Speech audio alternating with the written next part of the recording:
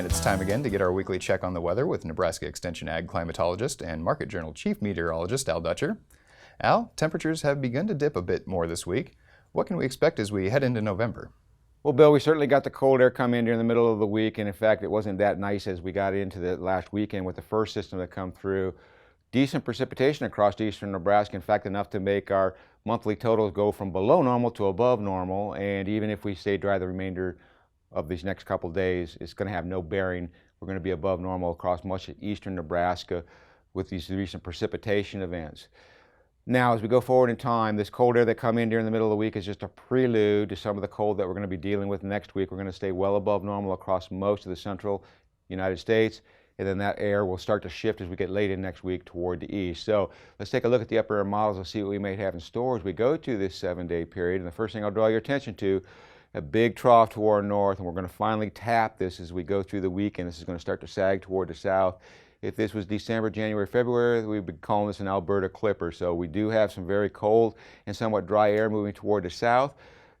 Enjoy today. For most of the state, this might be the last time we see 60s for at least another week to maybe even until next spring. It just depends on how the conditions go. But this trough will start to sag in earnest as we go through into tomorrow.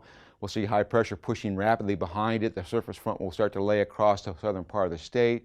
We'll start to see some precipitation breaking out across the panhandle, and that will fill in as we go through the day and in through the early part of Monday as we get another piece of energy rotating around this trough to help generate some lift in the southwest. So we finally might be able to get some measurable precipitation in the southwest. Unfortunately, it may come in the area of at least a little bit of snow, and depending on when this precipitation breaks out, we may see some accumulations probably in the light range 1 to 2 inches. By Tuesday, the cold air starts to shift toward the east, and most of the energy with that trough shifts toward the east. We'll be just left with the flow coming out of the north and reinforcing areas of high pressure coming in to keep the temperatures consistently in the 40s for highs across the state. By Wednesday, we start to see the broadening of this trough as the primary energy moves up into the northeastern United States. We're still on the backside here in the Central Plains, so that funneling of cool air from Canada will continue.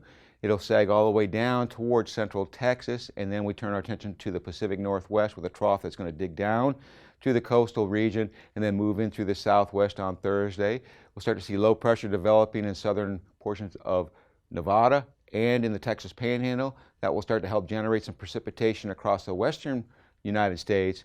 And then as the system starts to open up on Friday, we'll start to see more of a response in the central Great Basin region for precipitation as that Gulf moisture gets wrapped around this system.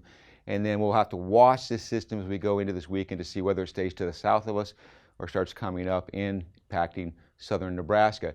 The 8 to 14 day forecast from next Thursday to the following Tuesday is indicating that that cold air with that low pressure system will move toward the southeast. A lot of cloud cover, so we'll stay below normal. Above normal temperatures in the southwest, but there is another system coming in on the heels of this system coming in next weekend that looks like it is going to take a movement toward the central Rockies and start impacting our weather here in the Central Plains as we get around the middle of the month. So buyer beware, there is a possibility at this time of the year we'll get enough cold air that we should see some accumulating snowfall with that system at mid-month. Borderline is, enjoy this day today. Things turn terribly cold as we go through the majority of next week.